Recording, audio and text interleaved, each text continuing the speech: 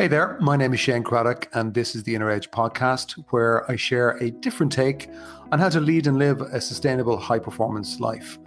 Over the course of different episodes, I'm going to challenge the belief that tension, stress, and struggle are essential to success and creativity. My experience is that there's an easier way, there's a better way, and indeed there's an essential way that we need to explore for the times that we live in. So let's go ahead, let's jump in and explore.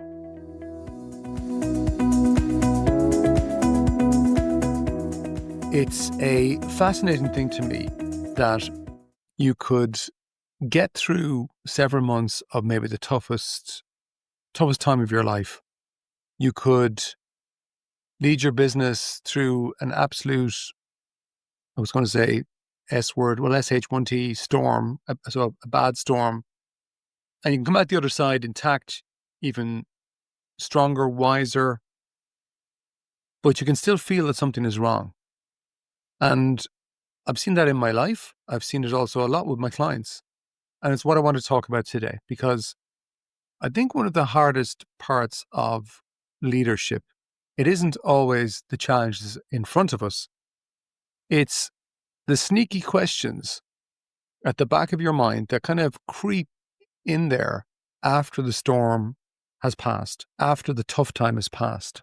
So just because you kind of get through something, it doesn't mean that there isn't some sort of a virus left behind. And because this is the Inner Edge podcast, that's obviously the angle I'm going to take, is there's a kind of a hidden virus sometimes that comes after tough times. And they can still sabotage us.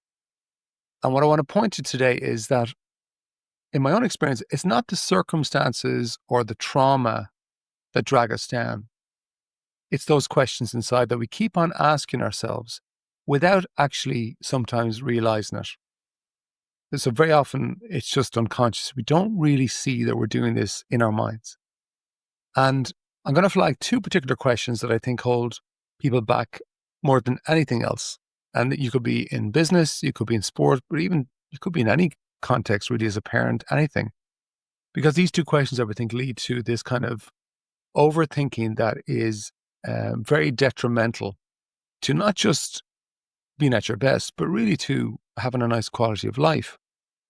Now, every good leader I know, whether they admit it or not, they have moments of doubt after a crisis. And I'm going to say up front, these are the two questions that that I know cause big, big problems.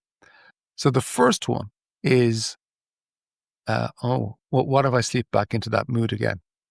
So maybe you've gone through a tough time, maybe you've felt down for a period as you're working your way through it, and you get through it.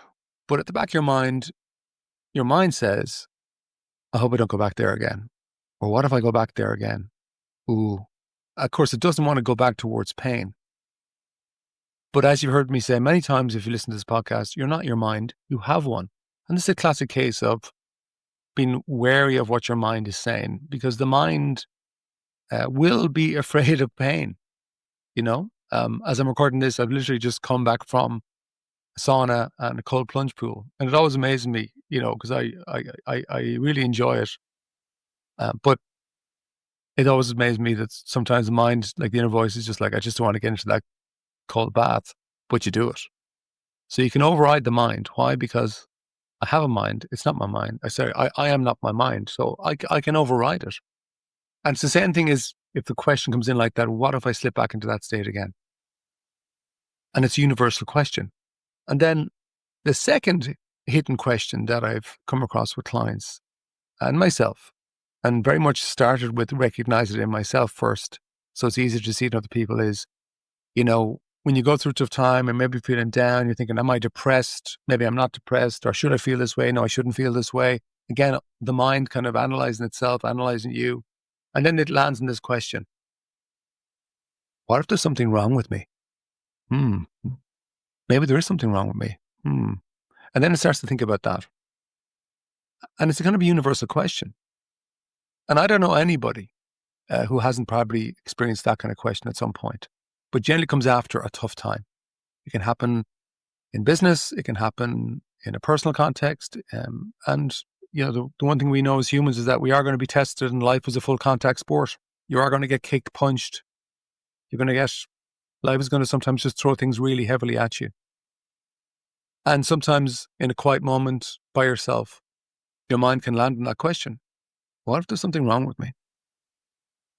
And I think there's a very simple answer to that for most people, which is there isn't.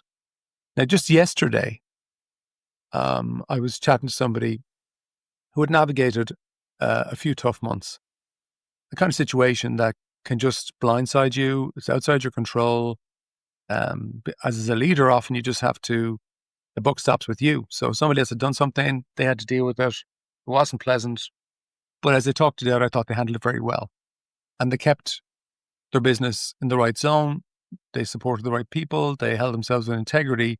But it was tough. There was a few months where their sleep was affected, their confidence was affected, their mood was affected, and they weren't really enjoying their work or life. It really got at them. And that can happen.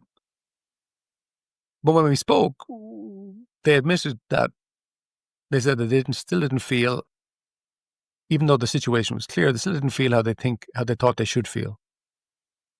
But as we dug deeper, it became clear that it wasn't the event itself or the trauma itself that was causing the weight on them. It was actually those two questions that I said to you earlier on. And they were kind of saying to themselves, I hope I don't fall back into that mood again because it wasn't fun. And then they're saying, well, maybe there's something wrong with me.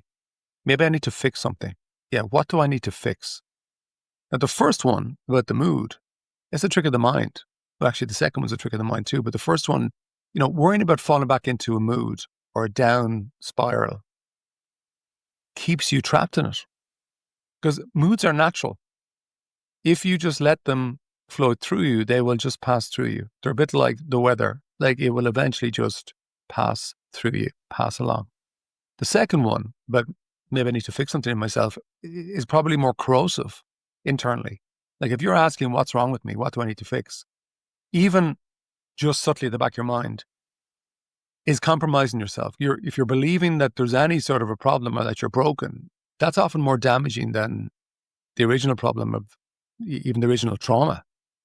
So if you think of it a bit like driving a car, if you could imagine keeping your eyes locked on the rear view mirror, continuously scanning for danger behind you, clearly that's not going to work. You're going to miss what's on the road right in front of you, ahead of you, and sooner or later you are going to crash. So we occasionally look backwards, but primarily we're looking forwards. And sometimes actually, from my point of view, that's one of the problems I have with a lot of models in therapy, that a lot of the time they keep on trying to direct you backwards, which I don't believe for a lot of models is effective. It's not that I'm against therapy. If you get the right model, it can be very effective. But maybe a different metaphor is think of the ocean. Waves come and go, and no sailor thinks that a stormy wave or stormy sea means that the ocean itself is broken. That would be silly. But as people, as leaders, we often sometimes can believe a low mood means that there's something fundamentally wrong with us. There's nothing wrong with us. It just means that we're human. Sometimes the weather will just change. Sometimes for some people, it's more than others. Nothing wrong with it, just means you're human. So here's some questions for you. Where in your work or your life might you be carrying one of those hidden questions? What if I slip back into that mood again? What if there's something wrong with me? And maybe consider, are you waiting for certainty that a mood will never return before you allow yourself to move forward?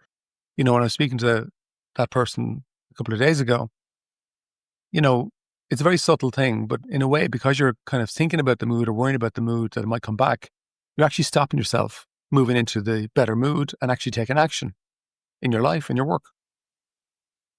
And maybe just consider, as you're listening to me, maybe this isn't relevant to you, but it may be down the line.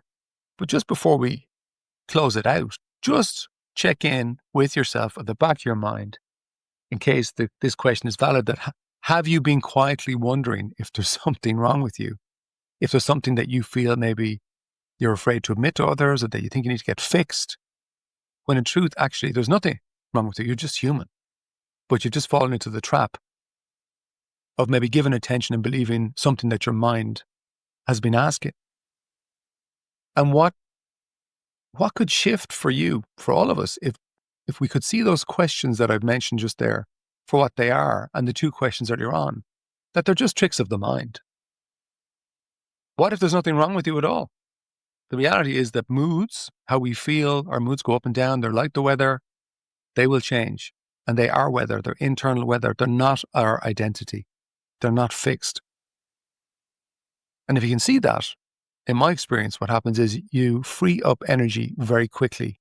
You reduce unnecessary suffering inside yourself. And because those two things happen, you start to lead and live with more clarity. That's it for this week. Ciao for now.